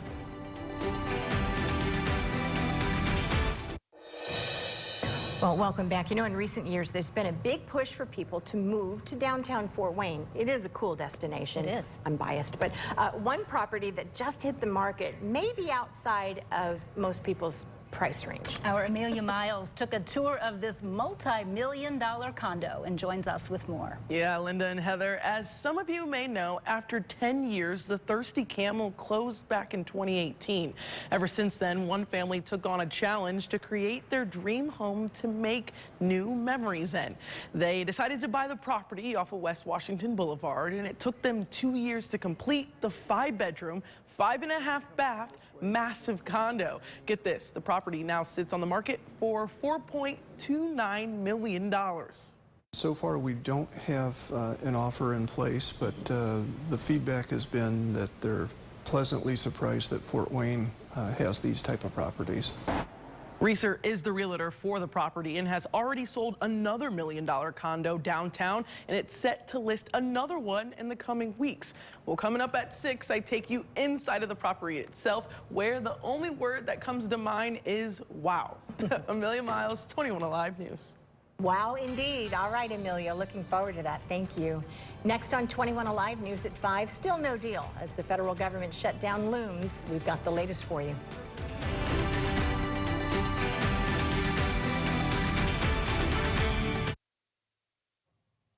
Welcome back, everyone. Congress is on a collision course with a Saturday midnight deadline. That's when funding for the federal government will officially run out. ABC's Liz Landers has the latest in Washington. A government shutdown is looking likely to occur Saturday at midnight as House Republicans fight among themselves over a series of spending bills. But Speaker Kevin McCarthy trying to pin any potential shutdown on border security and President Biden. We're doing our job. So what does the president have to do with that? If he wants to sit and hide in the White House and put the government into a shutdown, that's on him. House Democrats countering that a shutdown would be a bad move since federal law enforcement officers stationed at the border would be working without pay. We absolutely support border security. That's why we want to fund the government.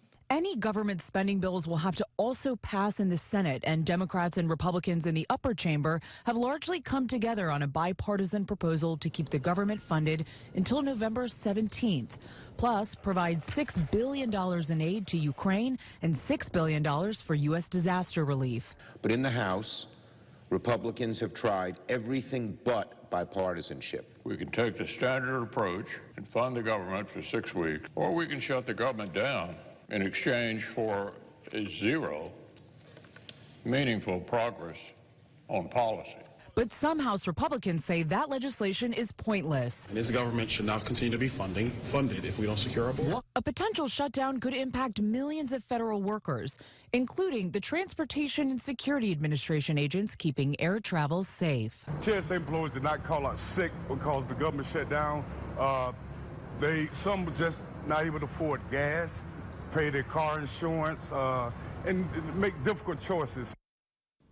And some of the other federal programs that could be affected include nutrition assistance programs, the National Park Service, and the Smithsonian Museums. In Washington, Liz Landers, ABC News.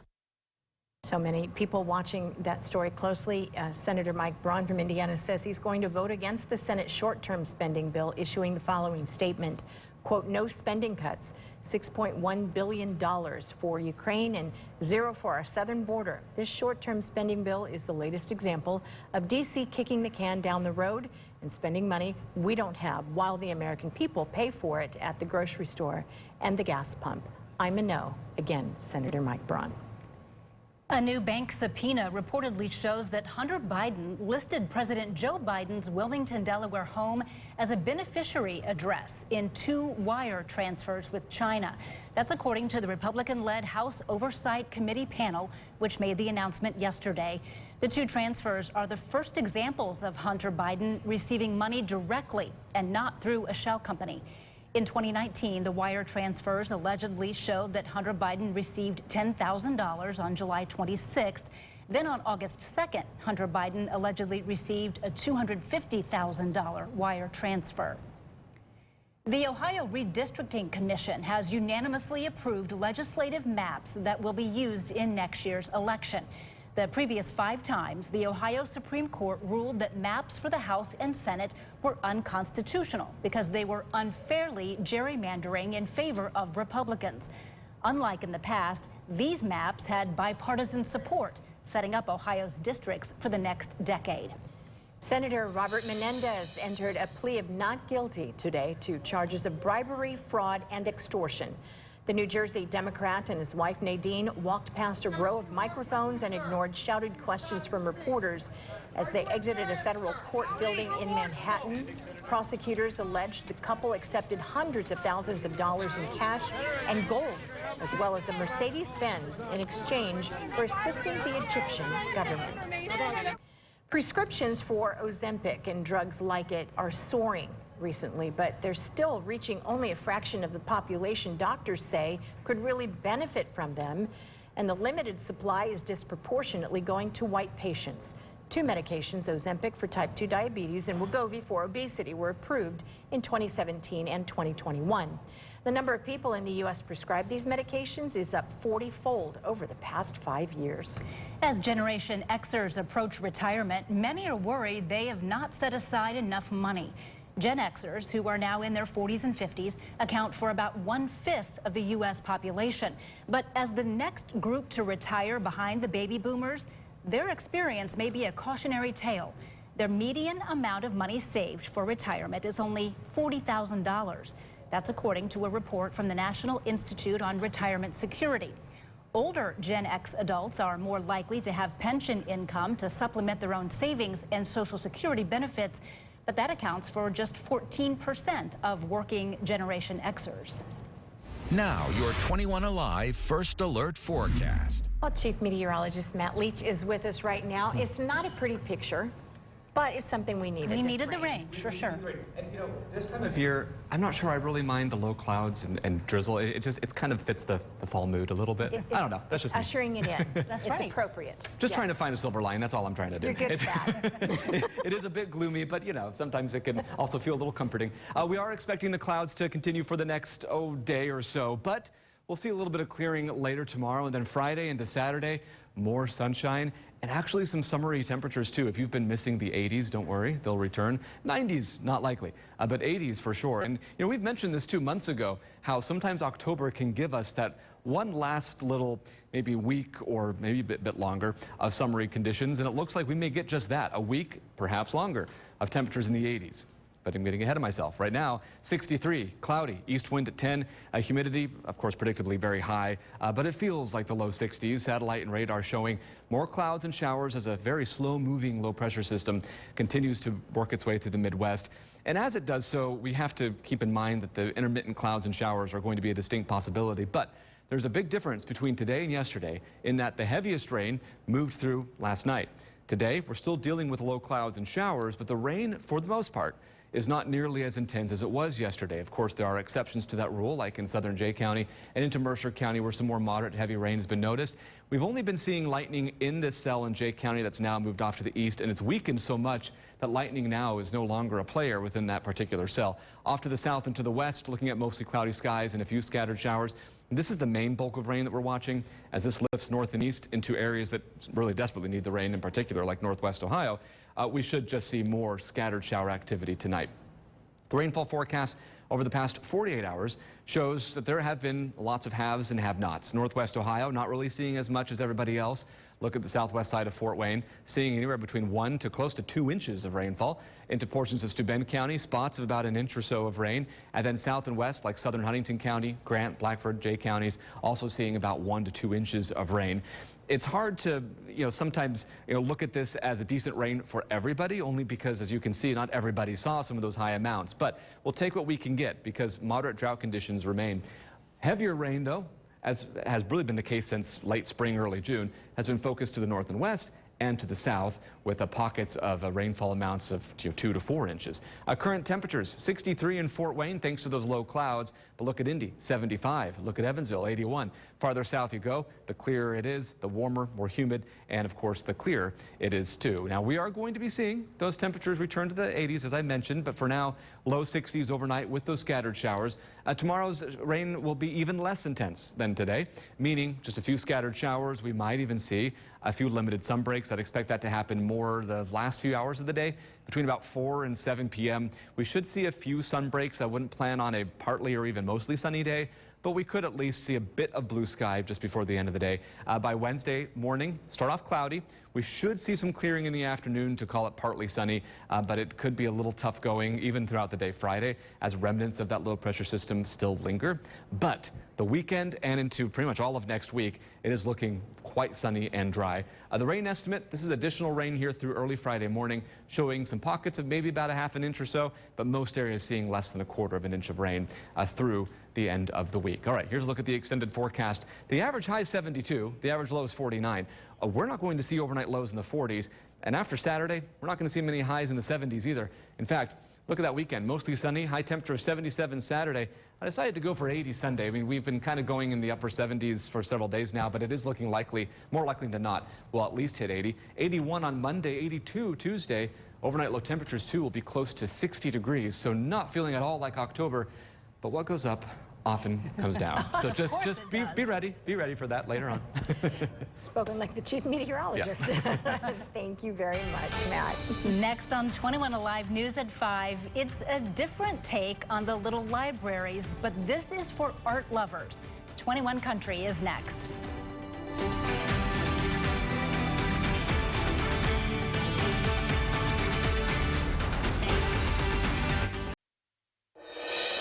You know, these days, cities and towns seem to be decking themselves out all over the country. They've got murals and statues, lots of other works of public art. And that public art movement is shifting into a higher gear out in 21 Country. Eric Olson reports. In the shadow of City Hall in Garrett, Indiana, right by the big mural and fiberglass buffalo, a new attraction is beckoning passersby. And you can take or leave art, something that either you made or somebody else made. You can place it in the box, you can take a piece out. This strange little box is a flag, or free little art gallery, and it is just what its name implies. A miniature gallery showcasing real art, drawings and paintings and pottery, which the public is invited to take home and replace what they take with a new little piece of art. And then in turn, maybe that'll inspire them to say, I've got something around my house, or I can draw a little picture and put it in the box. The little gallery is one of 3 set up around 21 Country, all sponsored by the Garrett Museum of Art. This one graces the Tall Rabbit Coffee House on Calhoun Street in Fort Wayne. And this one, a fixture at the 9th Street Brew House in Auburn. Is it noticed? Do people notice it? Oh yeah, all the time. We get drawings, paintings, some ceramics. It's been really cool. People come in for coffee and to exchange art? Yeah. The little art galleries are part of a national public art movement, taking art out of stuffy museums and making it more accessible to the public. Like the mural on the side of Garrett City Hall. Everyone can be an artist. Everyone can get some pleasure from putting something in the box, but everyone can make art. Doesn't matter what it is. And making it they are, new paintings and drawings, textiles and pottery, all coming to a little art gallery near you. Eric Olson reporting out in 21 Country. He's such a great storyteller, and that's a wonderful story. Eric, thanks. And next on 21 Alive News at 5, GOP presidential candidates taking to the stage tonight. The second debate for them. We'll find out what to expect.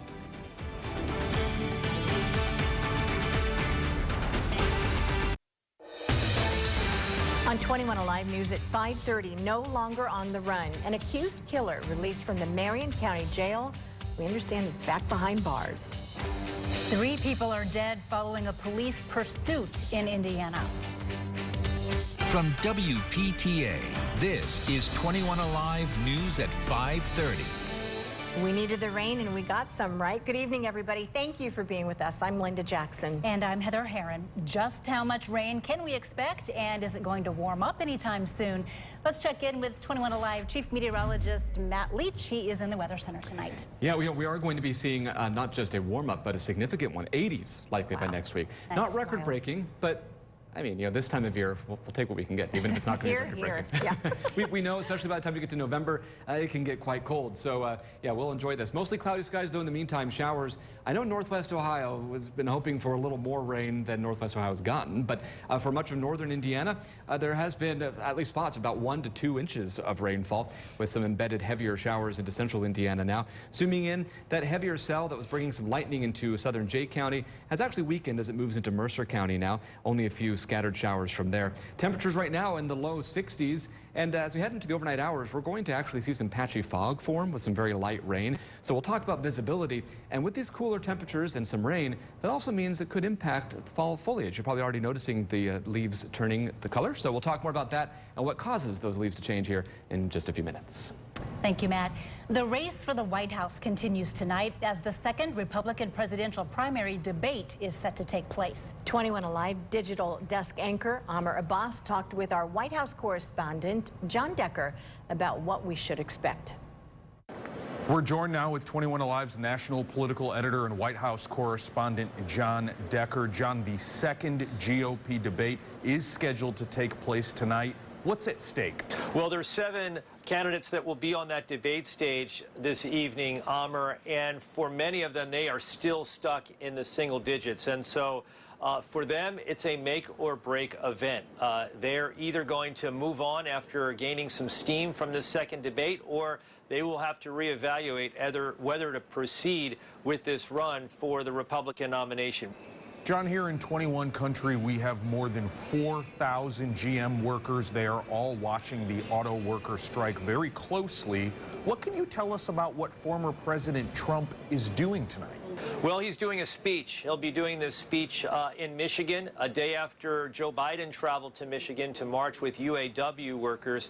The speech that Donald Trump will give tonight will not be to union workers, nor is it officially sanctioned by the UAW. He was not invited into Michigan by the union that's representing nearly 150,000 workers who are striking against the Big Three. But this is an opportunity his campaign feels for him to make some move for those blue-collar voters in Michigan. Michigan, as you know, Amr, such an important state for both political parties as it relates to 2024. I'm going to put you on the spot right now, John. The next debate is November 8th.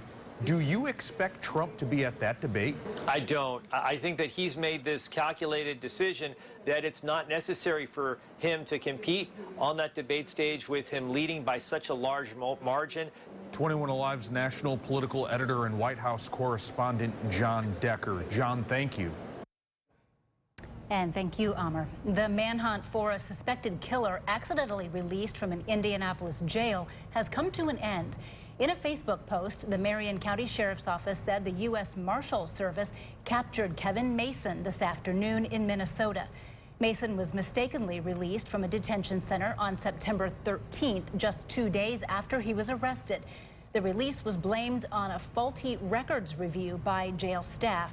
So far, no details of the capture have been released. In the post, the Marion County Sheriff's Office thanked the USMS for concluding that manhunt safely. In Adams County, 3 people faced drug-related charges after police served a search warrant on a home in rural Adams County yesterday. Initially, Indiana State Police, along with officers from Fort Wayne, went to a home along County Road 300 East in Decatur to serve an arrest warrant for 28-year-old Kane Vaughn on a probation violation. When they arrived, Vaughn took off in a car, they say, and then led officers on a pursuit that eventually ended in Monroeville, where he was taken into custody. Police later said they searched the home, finding drugs and guns. Mackenzie Vanlue of Rochester and Bernardo Garcia of Decatur were arrested. What began as a police pursuit ended in the deaths of 3 people after police called off that chase. A little after 9:30 last night, Indiana State Police tried to pull over the driver of a Dodge Challenger, who they say was driving recklessly in Indianapolis. Police say the driver took off, leading them on a 12-minute pursuit, and eventually the chase was called off. A short time later, that Challenger, though, police say was involved in a crash with another car. They also say the driver of the other car and 2 in the Challenger died. The driver of the Challenger had minor injuries and tonight faces criminal charges. A former Bishop Luers teacher charged with 4 counts of child seduction will learn his punishment tomorrow. Jordan Miller pleaded guilty to the charges and will appear in front of a judge tomorrow. He's accused of having inappropriate relationships with students while teaching at the high school. He was fired in 2018. Looking ahead, you might say another day, another construction project to tell you about. The off-ramp from northbound I-69 to State Road 14 or Illinois Road is going to be closed temporarily beginning October 4th next week, so crews can make some concrete and joint repairs. We understand the closure should last until October 13th. Congratulations are in order tonight to my co-anchor Linda Jackson. Linda is the board chair of Herron's House for Grieving Children, and today the Follinger Foundation gave her the 2023 David Bobelia Excellence in Nonprofit Leadership Award. It was established in honor of former Follinger Foundation board member and community leader David Bobelia. It recognizes the importance of individual board members in nonprofit organizations. It's designed to honor people who serve as volunteers at these organizations and then give the award to the one that we think is the most outstanding. Obviously, it's a tough selection because they're all very good, but we're just happy to highlight these folks and to honor them for the work they do in the community. Herron's House will receive a $25,000 operating grant. It's a very special day. Congratulations to you, Linda. So much, Heather. Next on 21Alive News at 5, looters take to the streets of Philadelphia. Wow. What the police chief wants those still on the run to know. Next.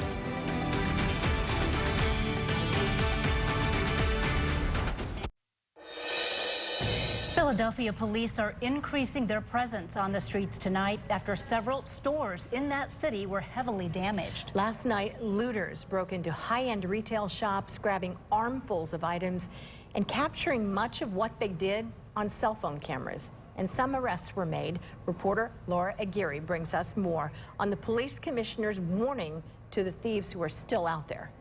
We made arrests and we will continue to make arrests. Philadelphia's interim police commissioner making it clear to looters who ransacked several stores overnight. If you stole something, you will get caught eventually. We're going to press on until we're able to get those folks in custody. Police say a crowd of about 100 people targeted a number of retail stores, smashing windows and grabbing items like clothing, sneakers, alcohol, and even pharmaceuticals. It's disrespectful to the Irizarry family and what they're going through right now. The family of Eddie Irizarry had hours earlier attended a peaceful protest demanding justice for the 27-year-old. He died after being shot in his car by then Philadelphia police officer Mark Dial in August. Dial was arrested and charged with several counts, including murder. Video evidence showed that officers' initial claims that Irizarry lunged at them were untrue. Defense attorneys argued that Irizarry was armed with a knife that looked like a gun, and Dial feared for his life. On Tuesday, a judge dismissed all charges against Dial, sending shockwaves through Irizarry's family and supporters. This is not going to stay like this. We're going to fight. We're going to fight. One official says the looting that followed was not related to Irizarry or the memorial gathering. What we had tonight was a bunch of criminal opportunists take advantage of a situation and make an attempt to destroy our city. I'm Laura Aguirre reporting. Next on 21Alive News at 5, Ohio leaders finally finalized district maps for the next location. We'll tell you what changed.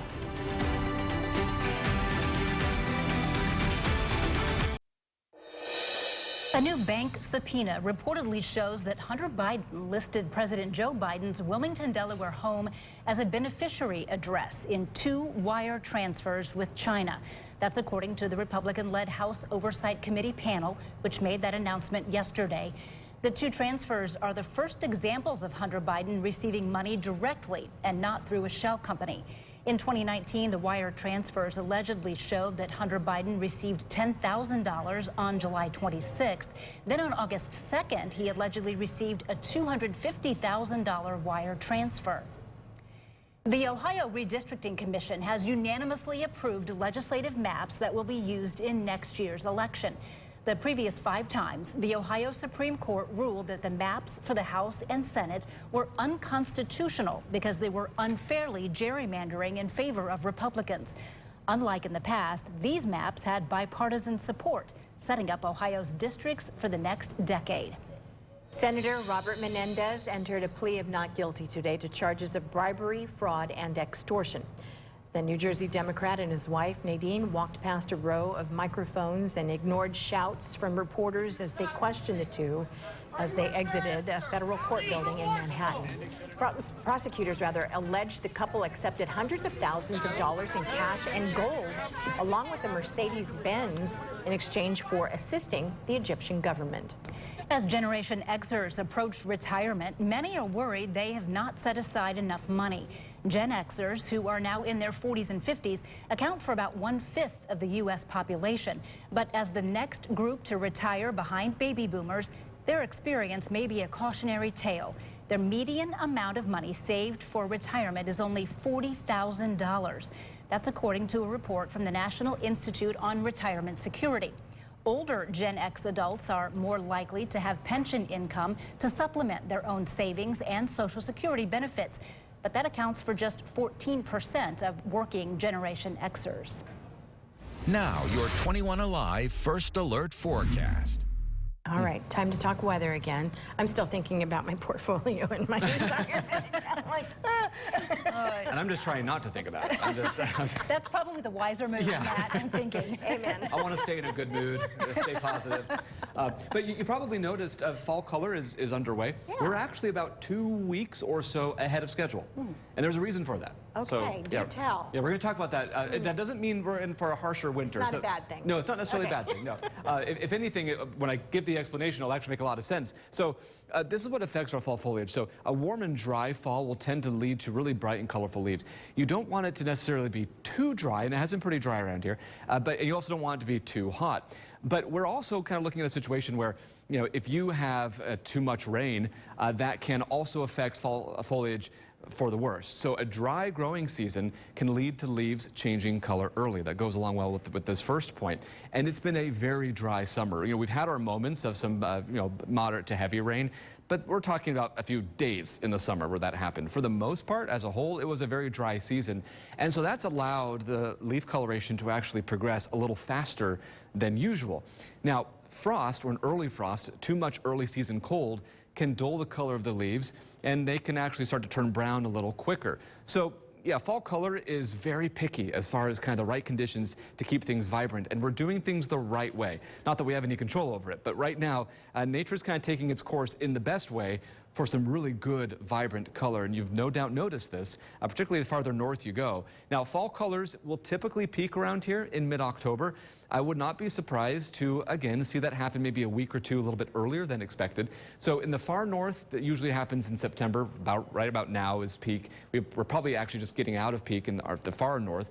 And then the farther south you go, that's when the later the peak it gets. So in northern Indiana, northwest Ohio, typical again, mid-October, we're talking like the 15th to 19th. But it is likely we're going to get there probably about a week or two earlier than that even. So just keep that in mind here as we progress over the next few weeks. Really good time to start to see that color change. Give it another week and you're going to see even more improvement as far as the color is concerned. 63, 59, that's today's high and low. The average 72 and 49. The record high, 89 degrees. So as I've been trying to mention, you know, early October, we can see 80s. We've seen them many times before, but we're not going to be seeing record warm temperatures, but 80s are also not that unusual for this time of year. The rainfall, 0.32 inches. That's just today. Of course, yesterday, nearly an inch of rain. So quite a wet 4 to 48 hour period. Most of these showers now moving into northwest Ohio, a region that very much needs to see this rain. Heavier cell moving into Mercer County. As we zoom out, just some scattered shower activity to the south and to the west, and that'll be the theme tonight. Current visibility, we're at about 5 to 10 miles for the most part. Some pockets of patchy fog already and some low clouds. That is going to be the trend overnight. So 59, patchy fog heading into tomorrow morning. We are going to see visibility at times struggle. As is typically the case, not everyone is going to see the same issue as others. Look at Bluffton, about under a mile, whereas Huntington County at about 4 miles. This is again about 1 a.m. Heading towards sunrise. That's typically when the fog becomes its most dense. And so we are going to be seeing perhaps a few issues, maybe hovering around a mile tomorrow morning and likely into Friday morning too. So something to keep in the back of your mind, heading out, traveling over the next couple of days. Fog could be an issue early. But by the afternoon, we might even see a few sun breaks. Showers will actually start to dwindle as well. And then heading into Friday, although we start off on a cloudy note, maybe a bit of drizzle and fog, we should clear out by the afternoon enough to call things partly sunny. But then we're not only going to see more sunshine, but much warmer temperatures. Look at Sunday, 80 degrees, mostly sunny. 81 on Monday, Tuesday, Wednesday, temperatures in the low 80s. So not too hot, also not too cold. Perfect conditions for the continuing fall color. Sounds good, thanks. Yeah, it sounds like a story, doesn't it? Like Goldilocks. Thank you, Matt. On Wall Street, the markets finished the day mixed. The Dow Industrials down 68. The NASDAQ closed up 29 and the S&P 500 up a fraction. We'll be back after this. Yesterday, we told you about a Jack in the Box employee who was caught on surveillance video shooting at a customer over an order. And tonight we are hearing from the former employee who is telling her side of the story. Jessica Willey has more. She's aiming, she's leaning. She's not just going up in the air trying to scare people. She's trying to kill them. This morning, attorney Randall Callanan and his client, customer Anthony Ramos, Scared, that's for sure. detailed the controversial curly fry incident and the shooting that followed. It was pointed right at me. I don't know how she didn't get me. And this afternoon, the armed employee on the other side of the dispute contacted ABC 13 to respond. I want to clear my name and tell my story. That's not the whole story that they telling. Alonia Ford Theriot says she worked for Jack in the Box for 15 years, most recently at the location on JFK where she says the job was dangerous. This was her in March of 2021. Ramos says he and his wife ordered a meal combo but didn't get the curly fries. She said we weren't going to get them, and that was it. The confrontation escalated to food throwing, and Ford says racial slurs, which Ramos denies. He kept saying, oh, you gonna make my order over. This is the type of we talk about behind you. We hate like y'all. She says she asked Ramos to leave. The video captures the gunfire. But the video does show you shoot at them. What if you had... If you hear the audio, you didn't hear the gun go off at all. There is no audio on the video that was released, but according to court records, Houston police did find a spent shell casing. Theriot was initially charged with aggravated assault with a deadly weapon, but pled guilty to a lesser charge of deadly conduct and got 1 year deferred adjudication, which she completed in June. She and the restaurant still face a civil lawsuit. Ramos and his family says they were exposed to a dangerous employee and were traumatized. I served my sentence. I paid my fees. I did what I had to do. What else do you want from me? I can't give you nothing. But an apology if you want that, but I need the same thing. We both need to apologize to each other. Well, steady rains lifting out of the area, just intermittent showers for the rest of the night. All right, Matt, thank you so much. And here is a look at one of the stories that we're working to bring you tonight at 6. So do you have an extra $4.023 million in your bank account? If you do, we're going to show you a piece of property you may be interested in downtown Fort Wayne. Don't miss reporter Amelia Miles' story. Thanks for being with us.